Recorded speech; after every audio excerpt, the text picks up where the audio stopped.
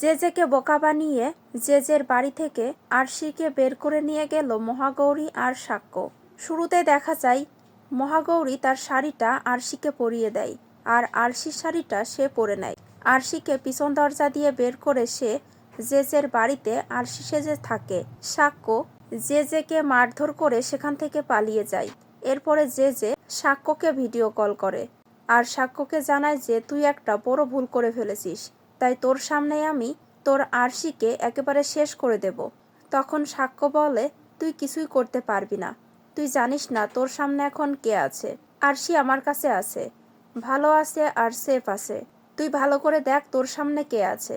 তখন মহাগৌরী তার মাথা থেকে ব্যান্ডেজ এবং আর গা থেকে আরশির শাড়িটা খুলে ফেলে।